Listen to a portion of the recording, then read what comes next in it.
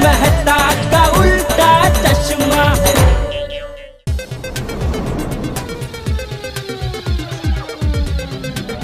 अपने पे लाइट रुक गई।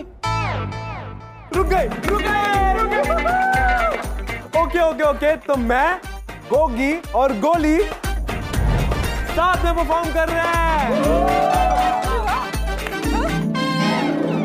जी हाँ, यहाँ पे कार्यक्रम में थोड़ा ट्विस्ट है। यहाँ पे तीनों एक साथ परफॉर्म करने वाले हैं।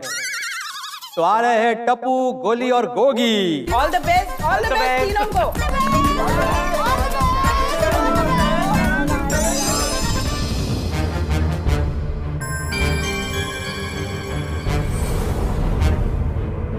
ये तीनों जो किरदार निभाने वाले हैं, उन देशभक्तों की शान में मैं पहले एक बात कह दूं। ये वो है जिन्होंने छोटी सी उम्र में ही कह दिया था, मेरा रंग दे बसंती चोला, मेरा रंग दे बसंती चोला।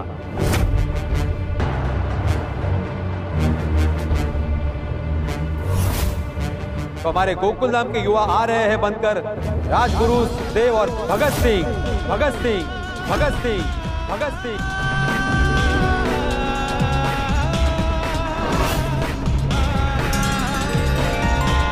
वाह वाह, अरे वाह माय डियर, भाग्य हुआ। भगत सिंह, राजगुरु सुखदेव, चलिए आपको हमारे इन तीन वीरों से रूबरू करवाता हूं।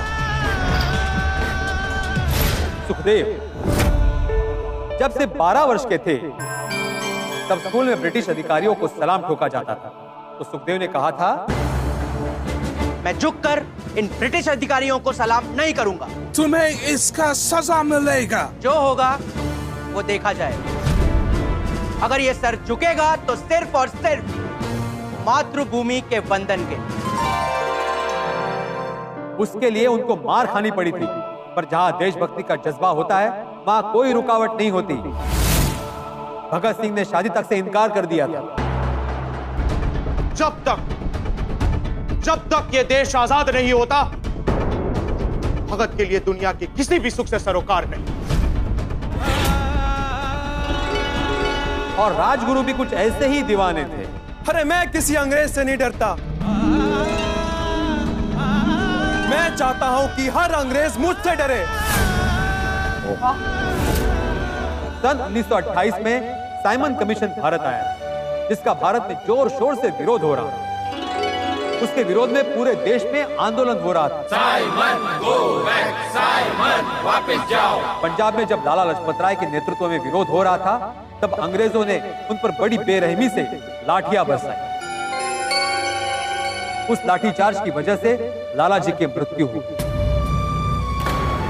तब भगत सिंह, सुखदेव और राजगुरु का खून खौल उठा।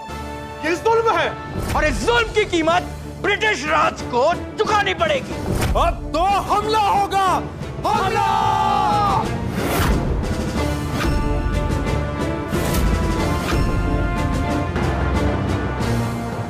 भगत सिंह और सुखदेव तो कॉलेज के जमाने से दोस्त थे, और बाद में राजगुरु भी उनसे जा मिले। और उन तीनों ने मिलकर जेम्स स्कॉट, जो लाला जी की मृत्यु के लिए जिम्मेदार था, उसे मारने की योजना बनाई। वो दिन था 19 दिसंबर 1928। लेकिन पहचानने में गलती की वजह से जॉन सैंडर्स मारे गए और बाद में तीनों फरार हो गए।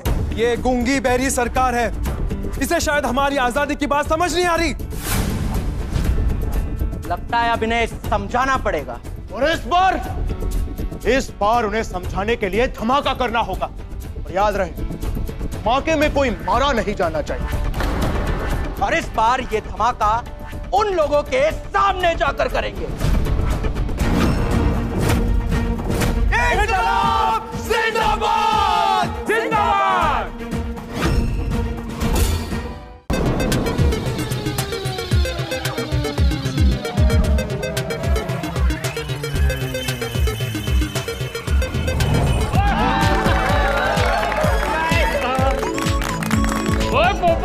All the best. Thank you.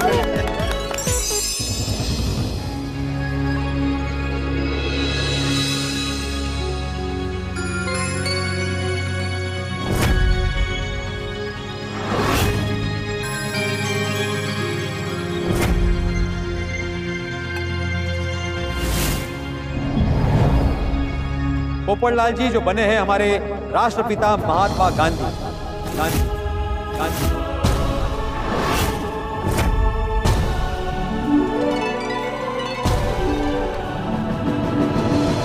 Africa में थे तब के? महात्मा बनने से पहले जब वो अफ्रीका गए थे, उस दौर के गांधी जी से आपकी मुलाकात हो गई। जब महात्मा गांधी जी नहीं थे, बैरिस्टर मोहनदास करमचंद गांधी थे।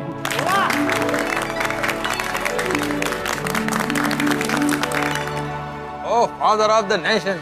Mr. Gandhi, you cannot travel in first class compartment. Why? I have a first class ticket with me. You have to go in third class compartment. Lawfully, you cannot ask me to leave the compartment. उस वक्त दक्षिण Africa में रंगभेद की नीति चलती थी। हमारे बापू ने उसका दृढ़ मनोबल से विरोध किया। मैं आपकी सविनय अवज्ञा करता हूँ। आप जो चाहे कर सकते हैं, लेकिन मैं यहाँ से नहीं जाऊँ। और बापू को धक्के मारकर ट्रेन से उतारा गया।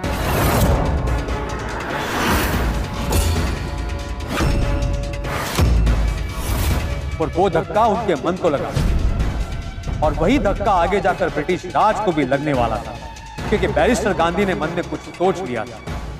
बापू 1903 से लेकर 1914 तक अफ्रीका में रहे